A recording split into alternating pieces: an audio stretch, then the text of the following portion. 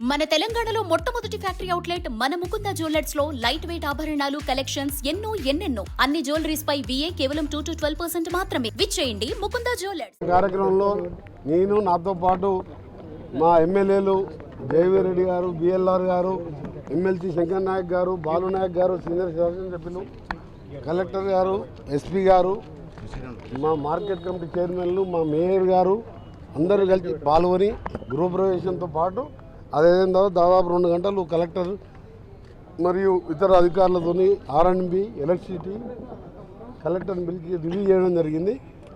జిల్లా సమస్యలు, రేపు కరువు వస్తే ఈ ఎలినో ప్రభావంతో డ్రింకింగ్ వాటర్ ఇబ్బంది లేకుండా గ్రామాలలో అవసరమైన ట్రాన్స్ఫార్మర్ కోసం మన లాస్ట్ వీక్ రివ్యూ చేసి లిస్ట్ పంపడం జరిగింది. ఇప్పుడు చక్కగా సెక్రటరేట్ పోయిన తర్వాత అది కూడా నవీన్ మిట్టల్ గారిని CMDలను పిలిచి ఆ మెటీరియల్ కూడా అరేంజ్ చేయడం జరుగుతుందని చెప్పి, దాంతోపాటు మెయిన్ కరువు వస్తే దృష్ట్యా ఏం చేయాలి, మనం అలర్ట్గా ఉండాలి, డ్రింకింగ్ వాటర్ ప్రాబ్లం లేకుండా రివ్యూ చేయడం జరిగింది.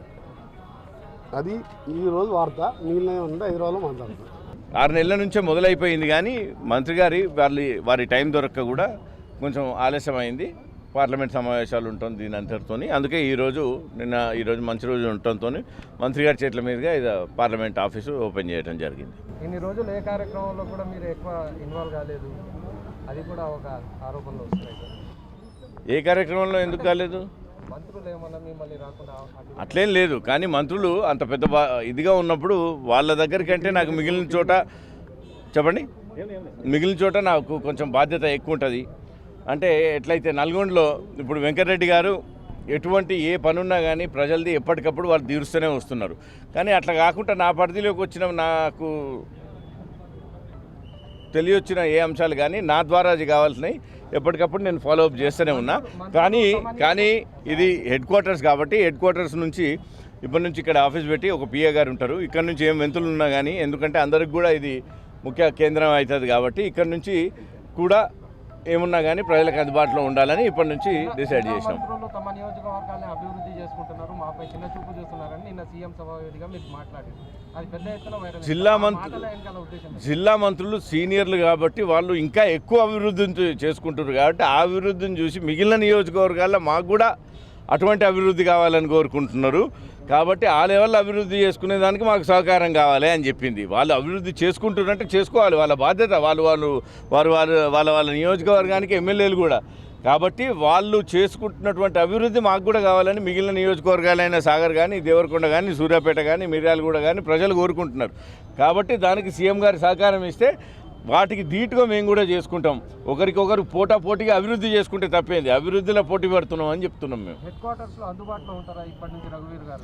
హెడ్ క్వార్టర్స్లో నెలకి 2 రోజులు తప్పకుండా పూర్తిగా అవైలబుల్ ఉంటా. నా PA కానీ వీళ్ళు ఇక్కడ అవైలబుల్ ఉంటారు. ఏమున్నా కానీ ఇక్కడ వినతి ఇస్తే నాకు ఇమీడియట్గా అప్లోడ్ అయింది.